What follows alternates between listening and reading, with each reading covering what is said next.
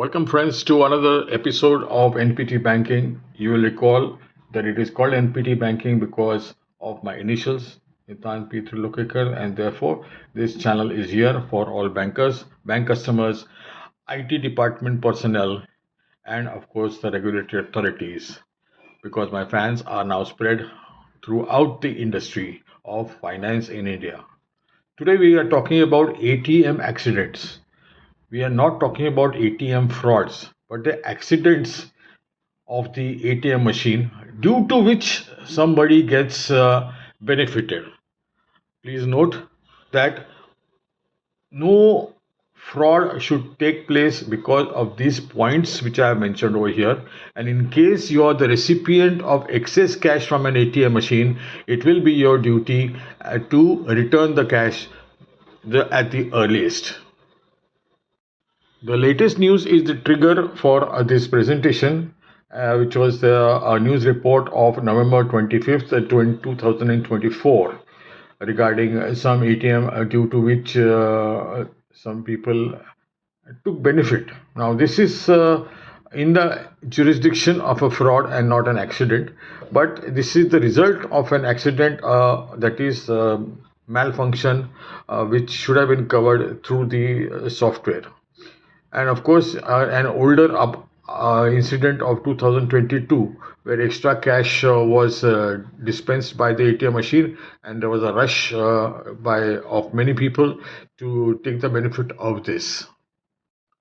The case which is under investigation and which has yet to arrive at some conclusion will not be discussed directly, but a generic case of that same issue will be discussed.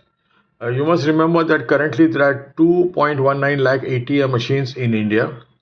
And remember that these are analog computers, that is, a computer that can move things versus your digital computer in the house, which only moves data or manipulates data, does not move physically anything. Here, you can hear the machine in the ATM picking up the cash and then sliding it to you, counting it meanwhile, etc. etc. So, all this where some element is moved, they fall under the category of analog. Similarly, with your watches, those digital watches, only the digits of the watch move, whereas when the hands of the watch, your wristwatch move, they are analog, even though they may be driven by some computer circuit inside.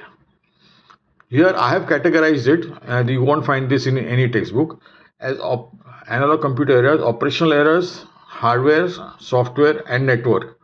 Operational errors is when the operator has an issue and means is error. In hardware, those are the moving parts. These are due to breakage or wear out. And software error can occur due to disruption or misleading logic. That is, the machine is misled into doing something or not doing something. And network, when the network is down and a switch error, the ATM goes to a card switch. I have been criticized in my last presentation was too long, but therefore we will not discuss all the errors over here, but only two which are relevant to the news item which was discussed earlier. Here there are two pictures. On the left hand side you will see when the door of the ATM is opened in by permission, of course, by the security personnel. You see this list of drawers, the 3 or 4 with green handles. This is where the currencies are kept. Today we get only a choice of 100 and 500 rupees, but naturally the 10 rupee notes also can be put over there, and that's how the machines are designed internationally. On the right hand side we see that cassette, that is the place where the coin currency is held. This one is opened, and this is another cassette which can be seen. There are rules which are frequently issued by the Reserve Bank of India, saying that you should not put the cash in the cassette when the cash van is moving around, but the cassette itself should be substituted, and the cassette which has some currency over there should be brought back to the center. Well, that's outside the scope of our discussion at the moment. In the earlier slide, we saw that 500 rupee note was in the top drawer and 100 rupee note was in the bottom drawer. What if an accident occurs? And this is exactly what happened when a friend and we were standing outside an ATM of a multinational bank. Please note I'm mentioning it multinational because we have the wrong feeling that Indian banks and especially Indian cooperative banks are prone more to error. And this is in the city of Bombay, right in the business center where we were standing in a queue. Why were we in a queue? Although we were number two, was because through the glass we could see that two people, one girl and one boy, were doing something with the ATM. And doing something means they were filling cash, that's all. And then when our turn came, the first fellow went out, the first customer went out, and when we went in, my friend punched in some number. And being a chartered accountant, I am always told, and all chartered accountants always say, you count the currency. So although he had withdrawn only 5,000 rupees, I'm counting 5,000, 5,500, 6,000, 6,500, 7,000, it going on. So I said, he said, you don't know how to count. I said, you don't know how to punch. This was the lighter conversation between us. But it transpired that the cash I have counted was more, and therefore we waited for the counterfoil, that is the ticket, to come out to show what is the amount dispensed, and therefore the balance in the account. Maybe the balance in the account is not shown, but how much was dispensed, and therefore when the ticket came, it was 5,000 only. So he asked me what to do. I said, "You, this is your money. You put it in your pocket and let's go to the nearest drinking hole, a pub." So he said, "No, no, we shall not do that." So luckily the branch was next door only, or this was in the window of the branch itself. So we went.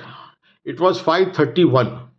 At 5:30 the branch closes. The security personnel said that branch is closed, you can't go in.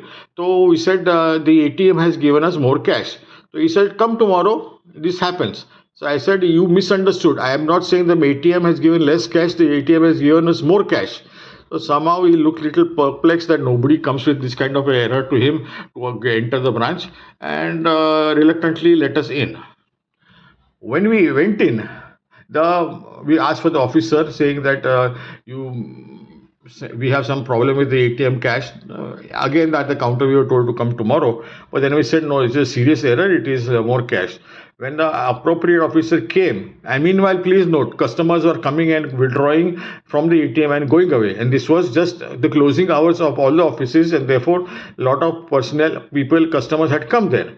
So he said, impossible, you can't get more cash. So I said, in his right hand I put in the cash, this is the cash which we have withdrawn, and in his left hand I put in the ticket which showed the less amount which is withdrawn. He looked at it, and then he ran. The first thing obviously he did was close the ATM, and we sat over there because now we had to wait for our cash to come back because it was in his hand. But for half an hour we waited over there. Then he came back, he thanked us, and we went away. By that half an hour I wish he had given us a cup of tea. That is all my comment was. And you can imagine the first customer and the later customers also walked away with the extra cash. What happened was, what this example I have shown you is that in the drawer which was meant for 100 rupees, 500 rupee notes for denomination notes were wrongly put, and 100 rupee notes was put in the 500. So the substitution of notes, the machine cannot at this moment or at that time of technology could not read the denomination, and therefore the only the piece of paper it can count correctly, and that's what was dispensed. It was told that second drawer contained 100 rupee notes and first drawer contained 500 rupee notes. So he picked up the notes from the second drawer appropriately, 5 of this and 10 of this, etc., and then finished it off, thinking that work is done by the machine correctly. It was a simple error. And as an auditor, I know that the two people are sent to fill in the cash for specific reason. Other person should be supervising to ensure that it's done correctly and not save time by doing something else. And after filling the cash, a test withdrawal should be done, which goes into the a separate drawer of containing error of the notes. So this was not followed standard operating procedure, and therefore this error occurred. Obviously, in that period of time, whoever has withdrawn, they can maybe trace if they were the same customers of the same bank, and maybe immediately, but not customers of the same bank also it will take time, but they can definitely trace. Therefore, in case it is happens to you, please note that whether the camera is working or not, the data is available over there, and therefore even if you forget conveniently to report to the branch, remember it can be traced back to you. At least from that fear, at least you can try to be honest. That was one case, and now just I'm just showing you the inner section of the ATM machine of a photograph. You can see that there are a lot of parts over here, delicate parts, and therefore you can see the integrated circuits. They require less temperature, dust-free environment, etc. Unless it's a wall ATM where all such parts are inside and not outside. Anyway, we are standalone ATM is here, and therefore you can see the some sprockets also over there, which we can see in the next slide because they play an important role in the next accident we are talking about. Most of the hardware error is due to the sprockets. It can be due to the circuits, and you can see the sprockets are sometimes so small. Not all sprockets are made of metal. Some are made of nylon or polyurethane, whatever the artificial material, and you can see how small they are. They just zero point 0.5 or even double of that, and the sprockets are they wear out because they have to go through gears and a lot of wear and tear, and due to this some hardware error occurs. I remember that in one branch where we were present as auditors, the manager showed us an envelope given by a customer saying that he has withdrawn 5,000 rupee, and this is the 500 rupee note which I got extra. Now, whether it's the first note which has got come extra, and the last note, I said that's where we had a little bit of lighter conversation. But the reality was that the ATM was shut immediately, and the mechanic came. So I asked him, how did the error occur? So this is what he showed me, that the teeth, you can see the teeth on the right hand side, one of the tooth was half broken, and therefore where it is half broken, it thought that it has not picked up the note, and although it had actually picked up the note for dispensing, and it picked up a note again, another note, and therefore because of the sensor not understanding that it has been picked up correctly because of such a small tooth of the gear breaking, extra note was given. So breakage, wear and tear is normal in the ATM machine. When you receive such an extra note, you can immediately now be able to recall that this is the possible error, and maybe even tell when you're returning the note that ask your mechanic to check the sprockets and whether a tooth is broken over there. Now here is a type of error which may be connected to the recent news. I'm not claiming it is. This happened in the earlier periods where cash is dispensed and it is caught between the rollers, as you can see in the picture over here. So one person found out that if you withdraw 10,000 and leave a 100 rupee note inside by slowly taking out the rest, what happens is the amount is forfeited by the machine, which is not in this case which is reported, which amount is normally forfeited by the machine, and a credit is given for the full amount which you had tried to withdraw. Machine thinking that since there is a note here, that means between the rollers there is some resistance. That means the amount is not picked up.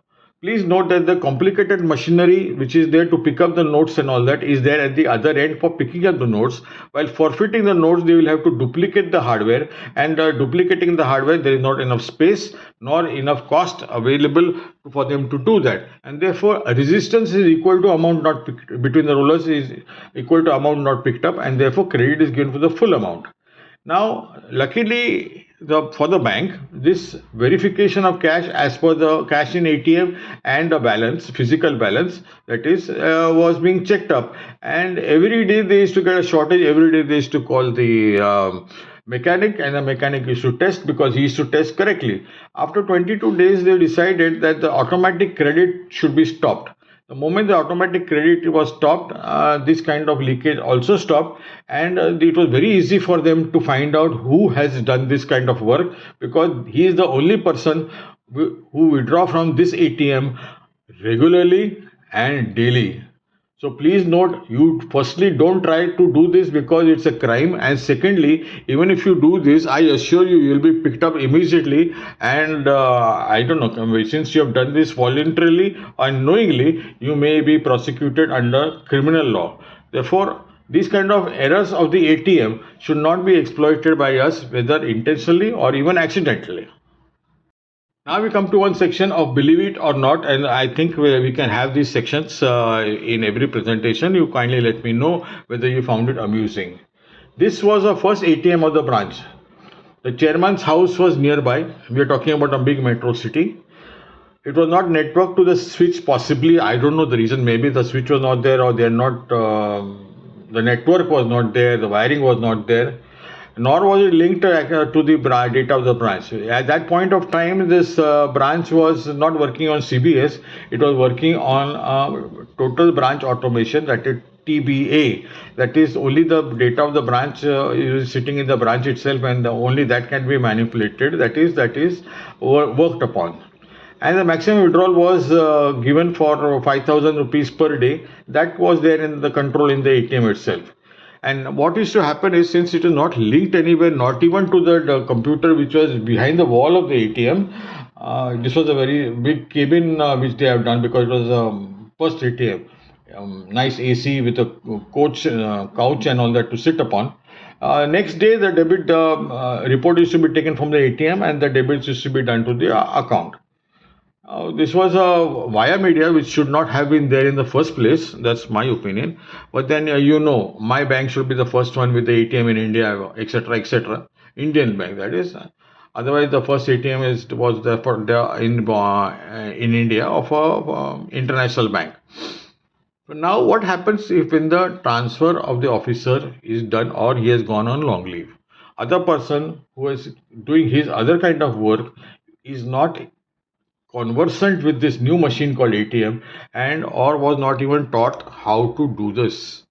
So when we went over there in an official capacity, we found out that 1,50,000 rupees were outstanding, and the reason was this: somebody kept on withdrawing 5,000 rupees per day. The next day debit was not being done. If it was being done, and if the amount was not there in the account, then they could have frozen the account. This facility is available, so no more withdrawals can be done from that account. And because it is not connected, that card should have been hotlisted. It's quite possible that they did not know how to even hotlist the card, either of these two, or they should have gone immediately to that person's house, and then, because the house's address was also near the branch, and demanded the card itself to be cut, and also the amount which he has withdrawn, which was not there in the account. So his account was zero, and it was a saving account was running into minus 1,50,000. Now look at it from his angle. There is no money in his account, yet the machine is giving him 5,000 per day. Now 1,50,000 divided by 5,000 is the number of times he was laughing himself all the way from the bank. Now this is a true story, and the phrase laughing all the way to the bank is there. From the bank is only in this kind of case, which I don't think, and I recommend either any of you to do that. Thank you for your patient listening, and I hope you enjoyed, especially the last section, which is a true story. And if you like such sections, I'll be putting them in my regular updates. And please like, and more important, subscribe if you have not subscribed, and distribute it in case you find it amusing to like-minded people, which is the purpose of this whole presentation. Thank you. Good night and God bless.